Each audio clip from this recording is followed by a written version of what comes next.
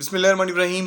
अपनी मुख्तसर सी वीडियो का आगाज़ करते हैं। इसमें मैं बात करना चाहूँगा कि पंजाब पब्लिक सर्विस कमीशन के through lecturer English slash instructor English commerce colleges में और असिस्टेंट प्रोफेसर इंग्लिश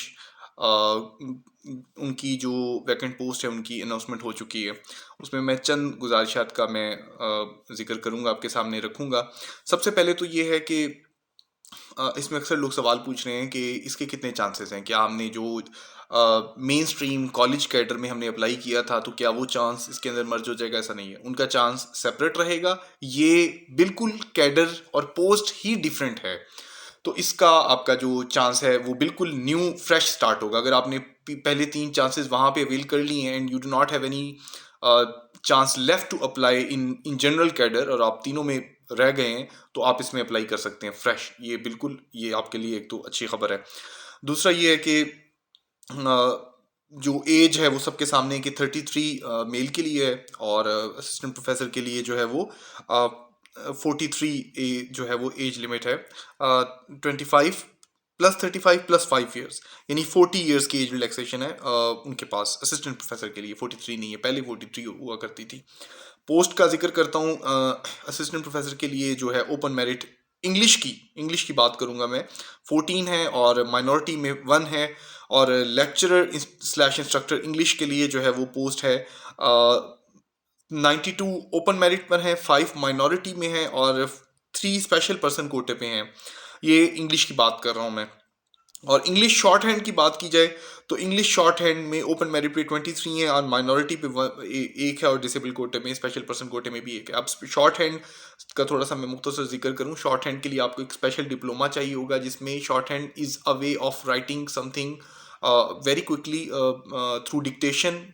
बड़ी जल्दी आपने उसमें लिखना होता है, लिखकर सिंबल्स के with the help of abbreviation symbols. तो एक स्पेशल एक आपको डिप्लोमे की रिक्वायरमेंट होगी। अगर वो आपके पास है तो आप उसमें भी एलिजिबल हो सकेंगे, इसमें भी एलिजिबल। अगर आपके पास वो डिप्लोमा नहीं है शॉर्ट हैंड का, तो आप उसमें अप्लाई नहीं कर पाएंगे, ठीक है। तो इसमें आपके पास मेन कैडर की इंग्लिश की पोस्ट रह जाती है। अब इसमें एक चीज़ का जो ख्याल रखना है आपने, वो ये है कि ये कॉमर्स कॉलेजेस हैं, ये हायर एजुकेशन डिपार्टमेंट के अंडर आते हैं। इनकी पोस्टिंग भी एनीवेयर ऑल ओवर पंजाब है। अब इसमें तैयारी के हवाले से मैं मुख्तसर गुफ्तगू करूँगा आपसे कि तैयारी को लेकर कुछ लोग जो हैं परेशान हैं और कुछ लोग ये कहते हैं कि हमें शायद तैयारी शुरू ही नहीं करनी चाहिए या इश्तिहार आ गए। ये एक आपकी मेंटेलिटी के साथ, हमेशा के साथ प्रॉब्लम रहता है स्टूडेंट के साथ। ये आपके साथ या मेरे साथ, हम सब के साथ वो रहता है। वो ये है कि हम ये समझते हैं कि पहले तैयारी हम करते नहीं हैं कि इश्तिहार आ जाए, और जब ऐड आ जाता है किसी भी चीज़ का तो फिर हम कहते हैं कि अब तो टाइम ही नहीं बचा मेरे पास। ये इस बैकलॉग से, इस जो आपकी स्टैग्नेशन है, मेंटल स्टैग्नेशन, इससे निकलें। आप तैयारी कर सकते हैं। आप रातों को उठ के भी पढ़ सकते हैं, आप 2-2 बजे तक जाग सकते हैं। अगर मैं अपनी बात करूं, when I was in air force I used to wake up till 2 to 3 और रात के 3 बज जाते थे, 4 बज जाते थे। तो ये अपने आप को आमादा करें मेहनत पे, वो स्पून फीडिंग पे एक्टिविटी पे ना आए कि मैं करूँगा, आप करूँगा, कल पढ़ूंगा। तो ये आप अपने लिए लाजमी करें कि आपने ये करना है हर हालत में। जितना अच्छा कंपटीशन होगा, हेल्दी कंपटीशन अच्छा होगा, उतना आपके लिए आगे बढ़ने के चांसेस ज़्यादा होंगे, तो ज़्यादा अच्छे से आप तैयारी कर सकते हैं। तैयारी के हवाले से मेरी तमाम गाइडेंस की वीडियोस मौजूद हैं यूट्यूब के ऊपर कि कैसे तैयारी की जानी चाहिए, अपने सिलेबस को कैसे कवर किया जाना चाहिए। आप खुद से अच्छे से तैयारी कर सकते हैं। वो तमाम लोग जो मेंटोरिंग चाहते हैं, वो चाहते हो कि मुझसे तैयारी करना चाहें, तो वो मुझे इन एनाटॉमी ऑफ लिटरेचर को ज्वाइन कर सकते हैं तैयारी के हवाले से।